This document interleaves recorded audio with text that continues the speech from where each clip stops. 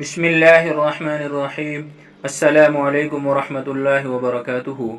حضرت ابن عباس رضی اللہ تعالیٰ عنہ فرماتے ہیں کہ رسول اللہ صلی اللہ علیہ وسلم سے پوچھا گیا، ہمارے لیے کس شخص کے پاس بیٹھنا بہتر ہے؟ آپ صلی اللہ علیہ وسلم نے ارشاد فرمایا، جس کو دیکھنے سے تمہیں اللہ تعالیٰ یاد آ جائیں۔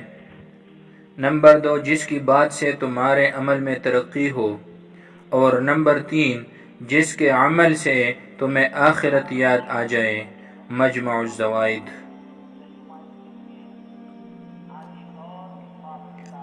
حضرت ابو امامہ رضی اللہ تعالیٰ عنہ سے روایت ہے کہ نبی کریم صلی اللہ علیہ وسلم نے ارشاد فرمایا، اللہ تعالیٰ کو 2 قطرے اور 2 نشانیوں سے زیادہ کوئی چیز محبوب نہیں۔ نمبر 1، آنسو کا وہ قطرہ جو اللہ تعالیٰ کے خوف سے نکلے، اور دوسرا خون کا وہ قطرہ جو اللہ تعالیٰ کے راستے میں بہہ جائے۔ اور 2 نشانوں میں، ایک اللہ تعالیٰ کے راستے کا کوئی نشان کہ جیسے زخم یا غبار یا اللہ تعالیٰ کے راستے میں چلنے کا نشان، اور نمبر 2، وہ نشان جو اللہ تعالیٰ کے کسی فریضہ کے ادائیگی میں پڑ گیا ہو، جیسا کہ سجدہ یا سفر حج وغیرہ کا کوئی نشان۔ ترمذی شریف۔ حضرت ابو ہریرہ رضی اللہ تعالیٰ عنہ سے روایت ہے کہ نبی کریم صلی اللہ علیہ وسلم نے ارشاد فرمایا، 7 ایسے آدمی ہیں جن کو اللہ تعالیٰ اپنی رحمت کے سائے میں جگہ عطا فرمائیں گے، جس دن اس کے سائے کے علاوہ کوئی سایہ نہ ہوگا۔ نمبر 1، عادل بادشاہ۔ نمبر 2، وہ جوان جو جوانی میں اللہ تعالیٰ کی عبادت کرتا ہو۔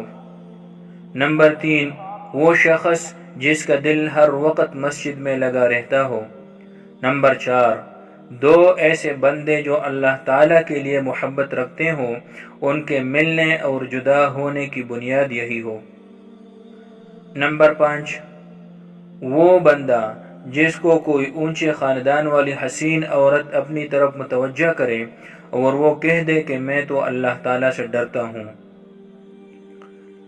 نمبر 6، وہ شخص جو اس طرح چھپا کر صدقہ کرے کہ بائیں ہاتھ کو بھی خبر نہ ہو کہ دائیں ہاتھ نے کیا خرچ کیا۔ نمبر 7، وہ شخص جو اللہ تعالیٰ کا ذکر تنہائی میں کرے اور آنسو بہنے لگے۔ حضرت عبداللہ بن بصر رضی اللہ تعالیٰ عنہ سے روایت ہے کہ ایک صحابی نے عرض کیا، یا رسول اللہ صلی اللہ علیہ وسلم، شریعت کے احکام تو بہت زیادہ ہیں جن پر عمل تو ضروری ہے، لیکن مجھے کوئی ایسا عمل ارشاد فرمائیے جس کو میں اپنا معمول بنا لوں۔ تو آپ صلی اللہ علیہ وسلم نے ارشاد فرمایا، تمہاری زبان اللہ تعالیٰ کے ذکر سے ہر وقت تر رہے۔ ترمذی شریف۔